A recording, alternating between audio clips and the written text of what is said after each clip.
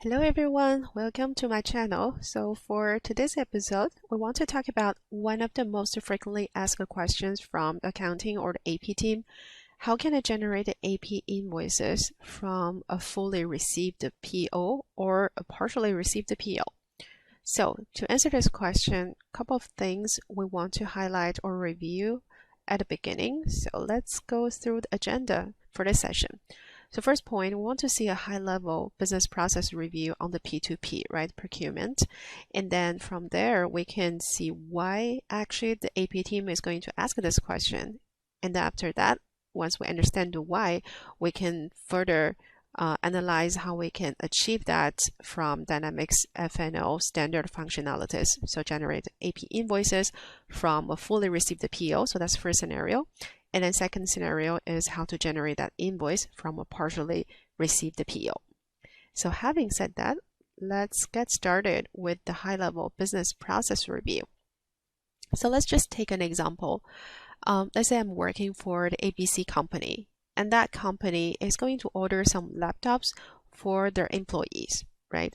And to achieve that, what they need to do at the first step is to agree on the purchasing terms, which vendor ABC company is going to choose, and what's the total quantity of that purchase, and what's the unit price, etc. So for that part, we'll call it step 1, which is purchase order creation with all the terms we just talked about, right? And which team is going to handle that purchase order creation? So that's normally the procurement team. They will manage the negotiation with the vendor and talk about the terms, and once they agreed on a specific term, then they will come back into maybe Dynamics as a system to enter that purchase order. So now we have our purchase order created, confirmed, and the procurement team is going to send out that PO confirmation to the vendor just to make sure we all align on the terms and the pre-discussed points.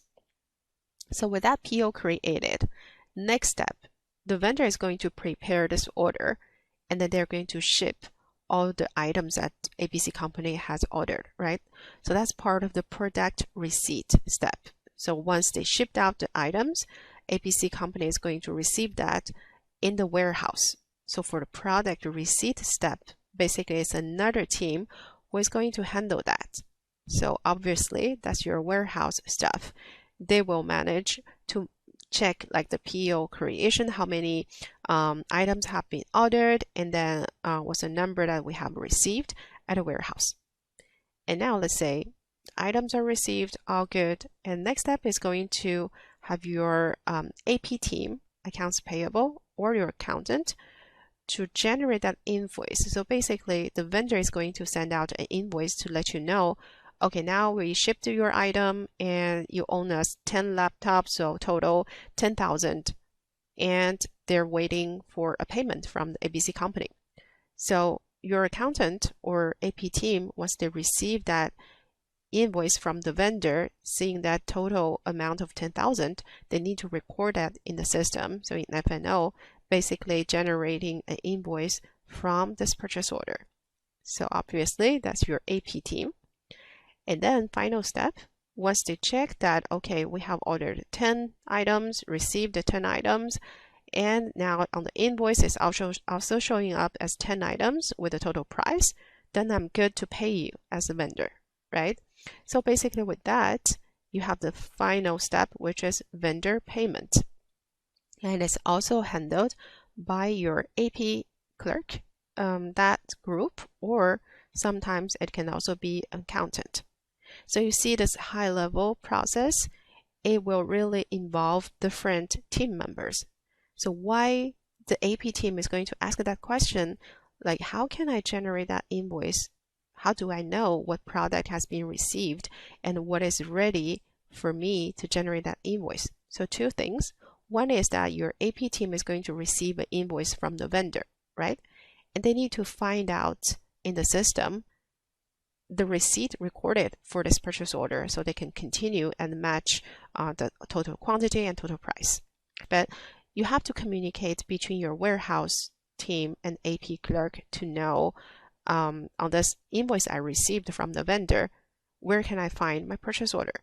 So that's basically the question. And to answer that, there are two scenarios, as we said, for fully receive the PO or partially receive the PO. So this is really normal or very common process. We have to teach the AP team how they can do that. So with that, now I'm going to do a quick demo to show you in the system how we can manage that.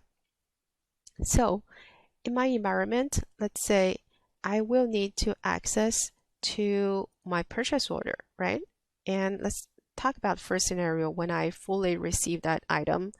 And I'm going to do accounts payable. And under this purchase order section, you have one item called purchase orders received but not invoiced, right? So you don't necessarily need to send out an email to your warehouse team to say, what are the POs that you have received today? So you can basically come here as an AP clerk to check all the fully received purchase orders. So just one thing to remember, in this screen, you will find only the fully received purchase orders. The partial received ones will not show up here. We'll talk about that in the second scenario. So just for the scenario, let's say we have an example of this 226 purchase order from air carrier, right? And the status is received. So now I know, okay, I have this purchase order and it matches my invoice that I received from the vendor. So basically you can check that from either the purchase order number, or you can also check the vendor account to locate this specific purchase order. And from there, you can continue under this invoice section, just generate that invoice right away from here and just follow the normal invoice generation process, right? By giving an invoice number, doing your two-way or three-way matching, and then maybe go through a workflow, post the invoice. So that's basically the process. Let's just give a minute, right? So for it to open up, now you have this very familiar invoice generation screen. You can give an invoice number. I'll just put it, the PO number here. And then you can see the total quantity, unit price, and do your matching, etc. And then when you're ready, then you can post this invoice. Right? So we will not further talk about invoicing. For this session, it's more focusing on how you can find that specific purchase order. So we talked about the fully received scenario. Now we can talk about the partial received scenario. So let me go back and I'm going to show you an example. I created a purchase order. So in this list, let's see. I have ordered some laptop. Let me find that purchase order number. So that should be contains 475. Let's see if we can find that. Right. So I ordered some office supplies from Acme. And on this purchase order, you can see I ordered Surface Pro. And overall, I have 5 quantity, unit price 1000, right? And the PO number is this 475.